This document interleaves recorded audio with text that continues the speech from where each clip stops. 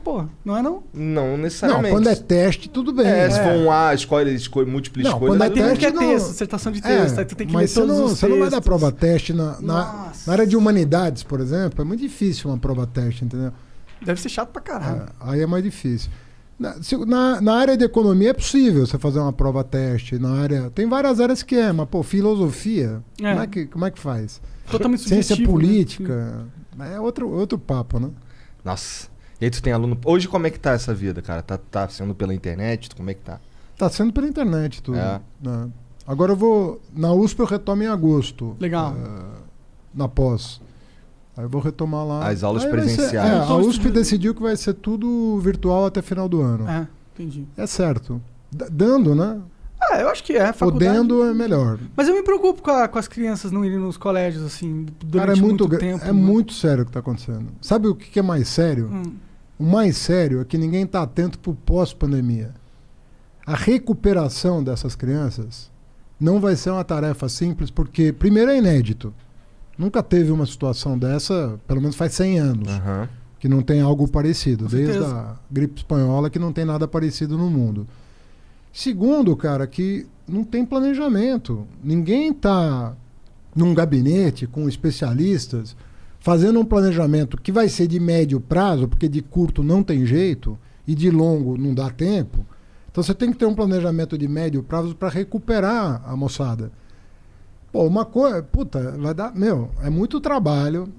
E, assim, eu não tô vendo ninguém chamando a si a responsabilidade de, eu vou tomar conta do barato aqui, entendeu? O lance da educação parece meio de lado, né? E não deveria. É óbvio que tá todo mundo pensando na saúde agora e no emprego, na renda.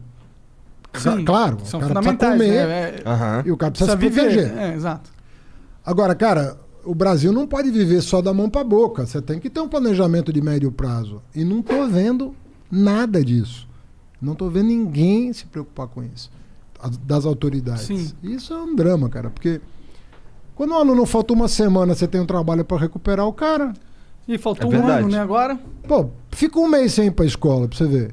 Só pra você recuperar, um mês, ficou doente. Sei lá, pegou um troço lá que é contagioso, vai ficar em casa. Um mês, você voltar pra dar um trampo pra você recuperar, imagina um ano. Cara, e em relação à educação, não tem, isso que eu vou te falar agora não tem muito a ver com a pandemia em si. Eu acho que é um problema crônico do Brasil, que é o seguinte, cara, por que a gente não tem umas políticas de educação de base, desde sempre, de longo prazo? Porque, eu tenho um palpite, que é o lance de, isso daí é um troço que só vai dar resultado daqui a 40, 50 anos e, portanto, não dá voto. Por que Isso você tem toda a razão, cara. Toda a razão. Deixa eu falar pra vocês um negócio. O Brasil acordou pra educação, meia boca, na Constituinte de 88. Não por coincidência, 100 anos depois da abolição da escravatura. Olha só, cara. Olha o que eu tô te contando aqui, que as pessoas não se dão conta. Nós abolimos a escravidão em 1888. Um dos últimos países no mundo, inclusive. Um dos últimos países do mundo. O Brasil foi o último país a criar uma universidade. O último país das Américas a criar uma universidade. Foi o único país que criou uma universidade só no século XX.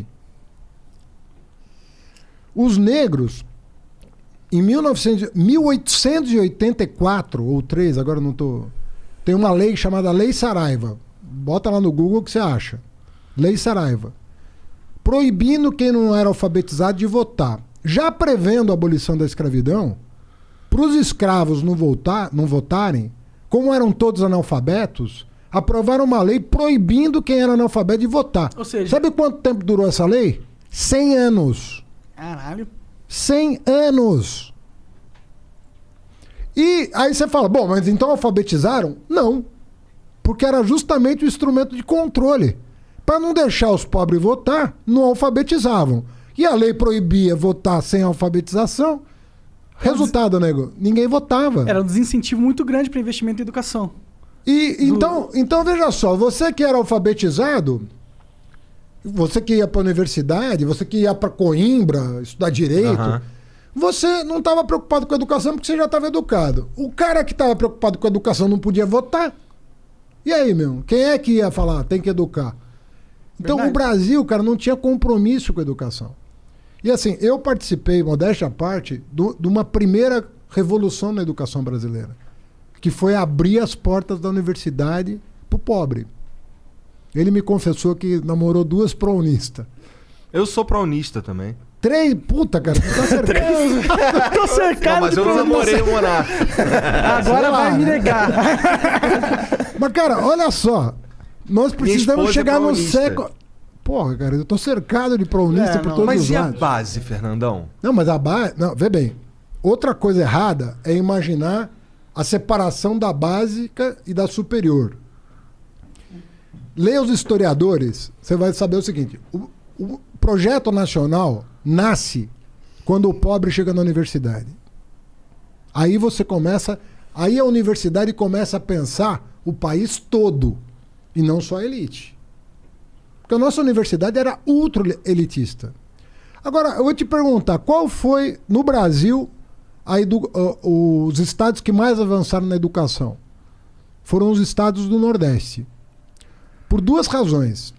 Que nós queremos um fundo para financiar a educação do Nordeste chamado Fundeb, e porque o Nordeste estava tão atrasado em relação ao Sudeste que tinha muita margem para melhorar. Pra ganhar, pra evoluir. Juntou essas 2 coisas, quais são os exemplos de educação no Brasil hoje de estirão, né? Do cara dar aquela decolada?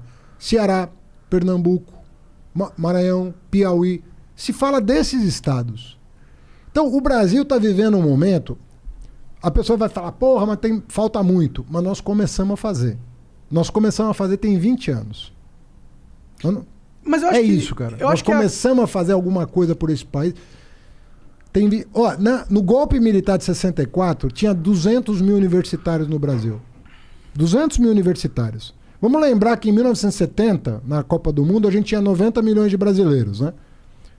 6 anos antes, só tinha 200 mil universitários. Hoje nós temos o quê? 210 milhões de brasileiros. Ou seja, um pouquinho mais do que o dobro. Nós temos 8 milhões de universitários. O que eu estou querendo dizer é o seguinte: quem reclama está certo. Mas quem olha o filme vai entender que nós começamos a enfrentar esse lance para valer. Entendo. Mas eu acho que a crítica... Vamos colher isso? Nós vamos colher. Agora, precisa ter perseverança. Não dá para ter essas idas e vindas que estão acontecendo. O que está acontecendo hoje no MEC é muito grave. O que está acontecendo? Porra. Eu não sei, sinceramente. Não, cara, é loucura. Estão nomeando gente para os órgãos do MEC que não são da educação. E eles estão fazendo o que exatamente de loucura, exatamente? Cara, primeiro assim, eles estão desmontando coisas que comprovadamente deram certo. Então, por exemplo, investimento em ciência e tecnologia no Brasil caiu 70%. Aí você fala, pô, não tem dinheiro. Bom, mas para milico tem. Para trator tem. Os trator que o Bolsonaro comprou essa semana.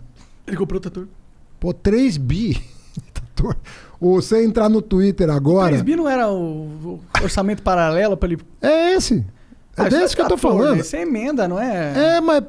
trator, entendi, é uma gíria. Desculpa, é que eu não sou, eu tô achando que é trator mesmo. Não, mas é também. Entendi, ó. Não é só, mas é também. Entendi. Ou seja, ele tá num jogo com o Congresso de toma lá da cá, que ele botou no Ministério do Desenvolvimento Regional, não sei qual que é o nome, que mudou tudo que é nome, ele botou 3 bi para ele cuidar, na relação direta com os parlamentares.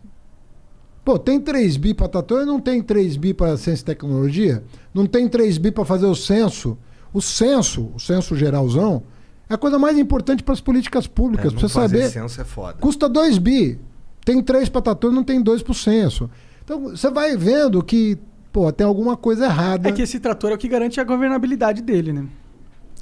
Se você for pensar para o político, Bolsonaro, é muito mais importante você ter governabilidade que qualquer outra coisa. E é por isso que eu tenho um pouquinho de asco desse tipo de coisa, porque não é o que é melhor pro Brasil, é o que é melhor pra me manter no poder. Mas, ó, eu não tô falando isso de Bolsonaro, não. Isso não é Você novo, tá falando né? geral.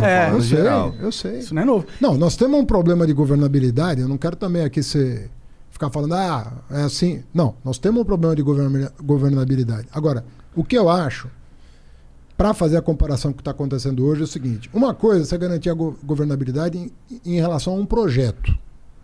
Agora, quando você não consegue enxergar qual é o projeto, aí você fala, bom, então é o poder pelo poder, ou o que nós estamos fazendo?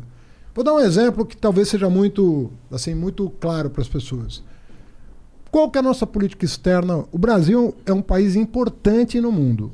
Ele é importante. Ele tem um peso específico no mundo. Qual é a nossa política externa? A gente se dá bem hoje com os Estados Unidos? Não. Questionamos até a eleição do Biden. Com a Europa? Não. A Europa não quer aprovar nem o acordo com o Mercosul por causa das questões ambientais. A China, o presidente xinga toda semana. Imbecil, cara. Aqui no continente, no subcontinente, América do Sul, nós não estamos bem. Nem com a Argentina, nem com a Bolívia, nem com a Venezuela, com ninguém. Qual que é o nosso plano, cara? Como é que a gente se encaixa no mundo? Como é que a gente se insere na economia global? Fernando Henrique tinha uma política, goste ou não. Lula tinha uma política, goste ou não. Qual é a política atual externa? Meio ambiente.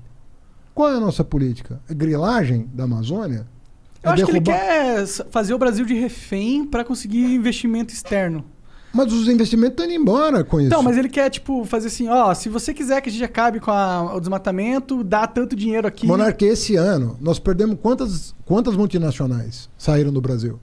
Várias. A Ford, né, começou. Vários estão saindo. Mas tá tendo uma fuga de multinacionais, né? O que eu acho, cara, que a gente... Vê bem, obviamente que eu não sou um cara de extrema direita. Eu não gosto de... Extremismo, pra mim, é uma coisa que... Sabe qual é o problema do extremismo? Ele vê o diferente como inimigo. Uhum. E pra mim, o cara que vê o diferente como inimigo tem um problema, pô. Porque a essência da humanidade... É o diferente. É o diferente. Se você fosse idêntico a mim, e você idêntico a mim, ou eu idêntico a você, qual é a graça?